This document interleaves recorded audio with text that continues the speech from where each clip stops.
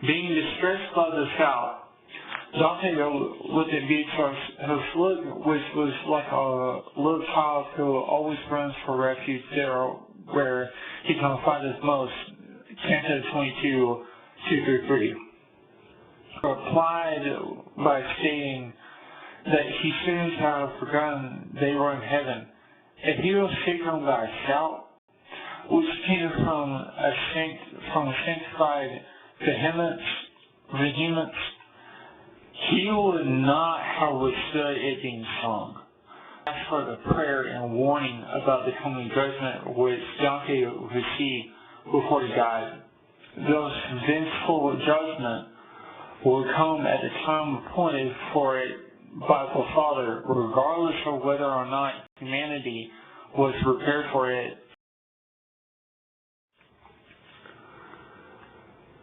As Beatrice indicated to Dante, the 100 souls approaching, the Florentine poet fought the earth to speak. The most brilliant, fiery soul approached Dante, explained to him the question he had been reflecting upon. Soul first recommended Dante for his lack of forthcoming, but then continued so as to answer the question that Dante had been pondering. St. Benedict Nursia spoke about his life and ministry. His first souls with him were contemplative souls. As such, these souls were ignited by the heat of the light from and love.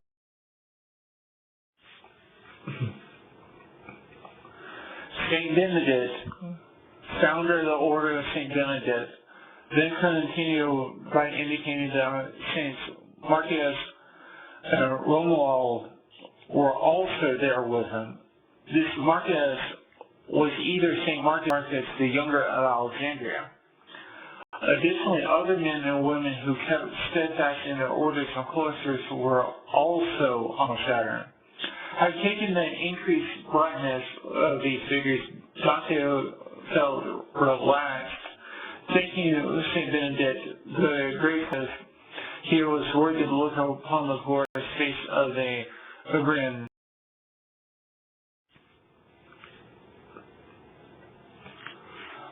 This request was denied, but would be fulfilled in the highest and perpetually constant sphere, where every wish or desire is approved or faultless. It told Dante that though the stairs led to that sphere, he could not withstand it, as he could not spiritually see the full extent of the stairs as of yet. However, this was the same stairs or ladder that Jacob witnessed in Genesis 28:10-22, which connected the time-space continuum of Newtonian physics with the eternal of heaven, was such a wonderful and beautiful thing to behold. Sadly, St. Benedict admitted many people no longer were striving to go to heaven, and that his rule he gave the order regarded. Furthermore, the monastic conduct was grossly lacking. The walls that used of old to be an abbey are changed to dens of robbers, and the towels are sacks filled full of miserable flour. Canto 22.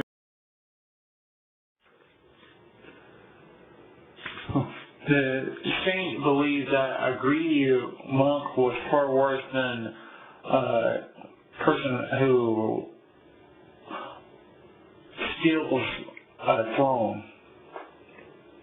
While the church was using its families of monks or unfit cultists, it was forgetting the main reason for getting funds: charity and the care of the poor and needy. And in fact, one can analyze how the church was supposed to be when they recall of how the church was out large coffers.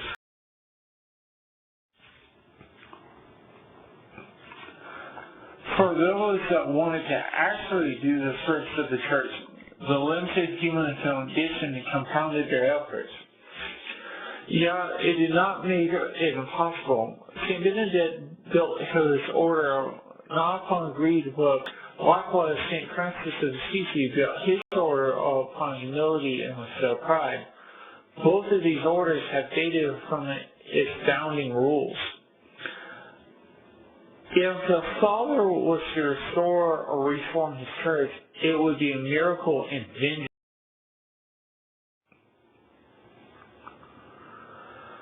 As St. Benedict finished his conversation with Dante, he departed with his fellow souls into the highest heaven.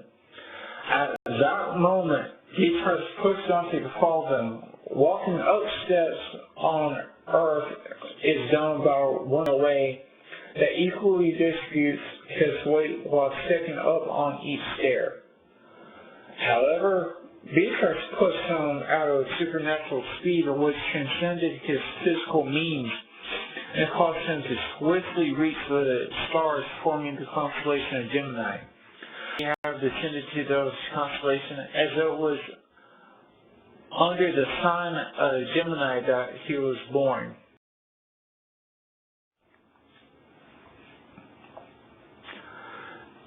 Beatrice gave Dante a final instruction before they left the universe.